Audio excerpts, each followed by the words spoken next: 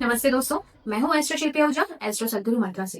और आपका स्वागत है शरद साधना, शक्ति, शांति, सिद्धि और समृद्धि के 7वें एपिसोड में। अगर आपने प्रीवियस एपिसोड्स मिस किए हैं तो उनका लिंक डिस्क्रिप्शन में दिया हुआ है, पहले उन्हें जरूर देखें क्योंकि शरद साधना एक असेंडिंग पाथ है। हर एपिसोड आपका नेक्स्ट एनर्जी लेवल तक आपको लेकर जाता है। पिछले एपिसोड में हमने शरद साधना की तैयारी के लिए क्या जरूरी है समझा था। आज हम उस रास्ते का सबसे पहले स्टेप शुरू कर रहे हैं। शरद साधना का पहला कदम शरीर को तैयार करना। दोस्तों, ये तैयारी साधना का आधार है।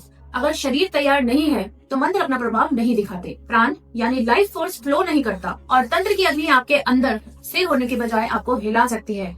आज हम शरीर की तैयारी को डीप इंटीग्रेटेड नरेटिव में समझेंगे। दोस्तों, हम जानते हैं कि साधना मन से होती है, पर एक अधिक गहरी सच्चाई ये भी है कि साधना शरीर के माध्यम से ही होती है। शरीर हमारा पहले मंदिर है, लेकिन इस मंदिर में सालों का बोझ जमा होता है। स्ट्रेस, एंजाइटी, हार्मोनल फ्लक्चुएशंस, पुरानी यादें, इमोशनल रेजिड्यू, पुराने रिश्तों का दर्द, toxins, digestive imbalance, sleep disturbance और वो पैटर्न्स जिसमें हम कभी प्रोसेस ही नहीं कर पाए। शरीर इन सबको क्वाइटली स्टोर करता है। एक तरह से शरीर हमारे पास का वेयर हाउस बन जाता है। अब सोचिए, ऐसे शरीर पर जब मंत्र सुनता है तो वह मंत्र की वाइब्रेशन को अंदर ही नहीं ले पाता, वो अपने ही बोझ में दब जाता है। शास्त्रों में लिखा है, अशुद्ध शरीर में प्राण स्थिर नहीं होता और अस्थिर प्राण में मंत्र सिद्ध नहीं होता। यानी शरीर प्राण के लिए मार्ग बनता है और प्राण मंत्र को जीवन देता है। मंत्र तंत्र को जगाता है। इसलिए शरद साधना की शुरुआत हमेशा शरीर की शुद्धि और स्थापना से होती है। शरीर को इस योग्य अवस्था तक लाना ही साधना का पहला दरवाजा है। आइए अब हम एक फ्लो में समझेंगे कि शरीर को तैयार कैसे किया जाता है।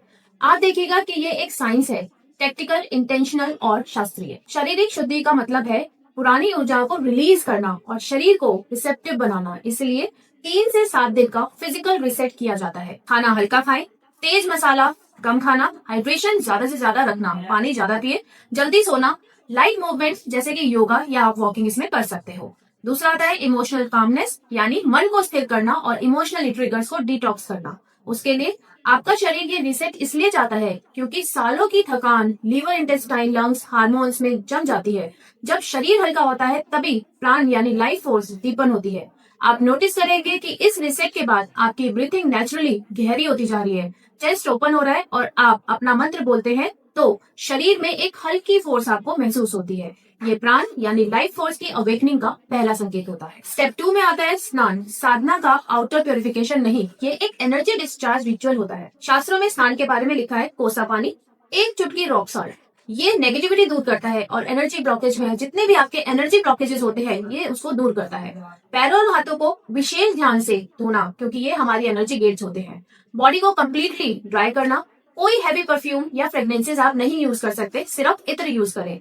ये सब इसलिए किया जाता है क्योंकि स्नान स्टैटिक चार्ज रिलीज करता है, इमोशनल हैवीनेस को डाइल्यूट करता है और आपके ऑरा को क्लींस करता है, प्राणिक गेट्स को ओपन करता है और शरीर को मंत्र ग्रंथि के लिए तैयार करता है। ये बहुत सटल पर बहुत इंपॉर्टेंट है।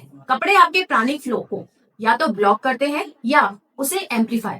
साधना के वस्त्र हमेशा कॉटन या खादी के कपड़े पहने, सफेद, पीले या हल्के लाल रंग का चूज करें, लूज हो, ब्रीथेबल हो और आपकी सहूलियत के हिसाब से आपको ड्रेस पहनना चाहिए। और सबसे जरूरी, सिर्फ साधना के लिए ही रखे हुए वस्त्र ही पहने क्योंकि बार बार अगर आप साधना में वस्त्र को चेंज करते हैं तो आपकी एनर्जी चेंज होती है। आइए जानते हैं आपको क्या अवॉइड करना चाहिए। काले रंग के कपड़े आपको अवॉइड करने चाहिए। सिंथेटिक कपड़े, किसी भी तरह के टाइट आउटफिट्स, लेदर से बनी एसेसरीज जैसे कि बेल्ट, पर्स या वो कपड़े जिसमें इमोशनल आपको हैवीनेस हो। शास्त्रों में स्पष्ट लिखा है, साधना के वस्त्र अलग होने चाहिए क्योंकि कपड़ा प्राण के साथ मेमोरी बनाता है। आप जितनी बार उस वस्त्र में बैठेंगे उतनी ही बार वो आपके प्राण को पहचानने लगता है और आपके ऑरा को इंक्रीज करता है। स्टेप 4 में आपका आसन एक एनर्जेटिक कंटेनर होता है। इसके बिना प्राण इधर उधर भटक सकता है, इसलिए कुशा, कॉटन, वुल या दुर्बा ग्रास का आसन हो। आपकी एक जगह साधना के लिए फिक्स होनी चाहिए। जिस डायरेक्शन में आप देखें वो भी फिक्स रखें। अपना मुख नॉर्थ या ईस्ट की तरफ रखें। साधना का समय भी आपका नियमित हो, यानी कि एक फिक्स टाइम हो।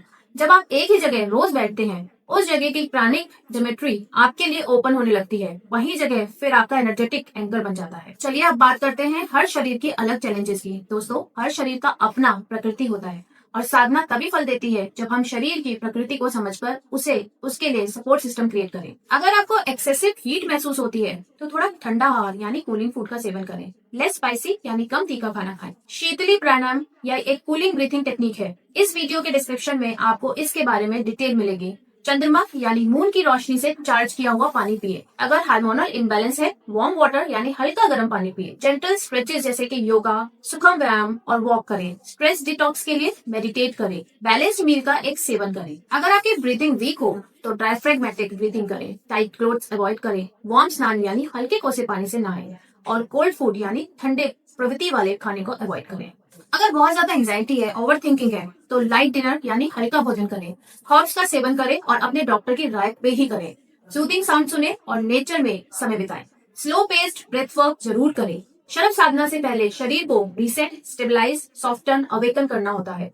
ये स्टेप स्किप नहीं कर सकते। अब मैं आपको एक समरी में बताती हूँ कि शरब साधना के पहले क्या जरूरी है और क्या अवॉइड करना चाहिए। ये सिर्फ रूल्स नहीं है, ये प्रोटेक्टिव गाइडलाइंस है। आपको क्या करना चाहिए? Clean body, clean clothes, clean space, ये तीनों मिलकर आपको प्राणिक फील्ड बनाते हैं। क्लियर इनर मंत्रा उच्चारण, शर्बा मंत्रा धीमी आवाज या मन में बोला जा सकता है।